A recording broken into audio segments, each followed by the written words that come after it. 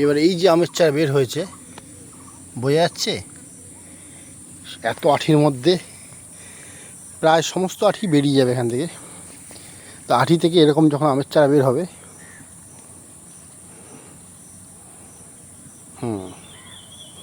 এই আমের চারাগুলি তখন সংগ্রহ করে নিয়ে যাওয়া হবে প্যাকেটে ভরতে। কীভাবে ভরা হচ্ছে চলুন দেখাই। এই আমের চারাগুলো এবার এইভাবে তুলে প্যাকেটে ভরা হচ্ছে।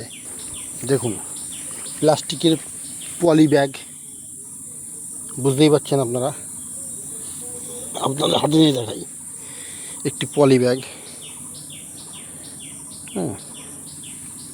তো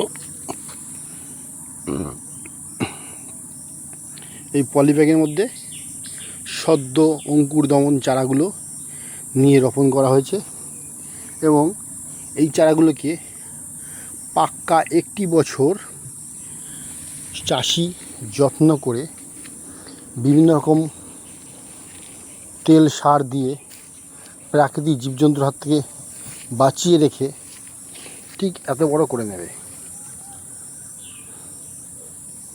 দেখেছেন, যখনই এত বড় হয়ে যাবে দেখাই স্পষ্ট।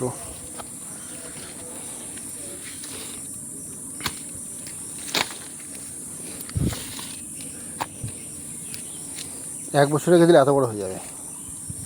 এত বড় হয়ে যাওয়ার পরে এটি কাটিং করে জোর কলমের সাহায্যে দেখুন এইভাবে বাইন্ডিং করা হয়েছে। স্পষ্ট দেখাই, এই দেখুন জোর কলমের সাহায্যে বাইন্ডিং করা হয়েছে এবং এই বাইন্ডিং চারাই আবার ঠিক তখন এই রূপ বেরিয়ে আসবে।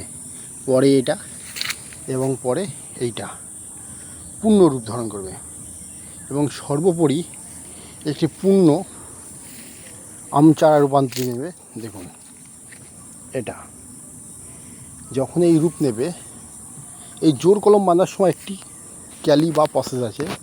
আপনার মন চাই যে ধরনের আম আপনার চাই, মিষ্টি, লম্বা, কালারফুল, আমরুপালি, ল্যাংড়া, বোম্বাই, দোহলা, যা খুশি আপনার জাত পছন্দ সেই জাত নিয়ে বাইন্ডিং করতে হবে এবং সেই জাতেরই আম আপনি ওই গাছ থেকে পরবর্তী সময় পেতে থাকবেন।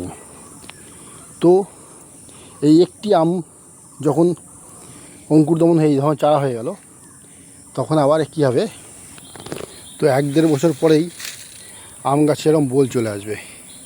আর বোলের পরেই আবার আম, এবং এই এক আম গাছে কত আম হবে একটা সিজনে আপনারা ভালো করেই জানেন, প্রায় শত আম হবে।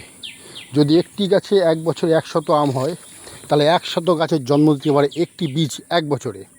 আর যখন এই গাছ বড় হয়ে যাবে শত আম হবে, তাহলে প্রতি বছর একটি বীজ থেকে শত আম পাবেন।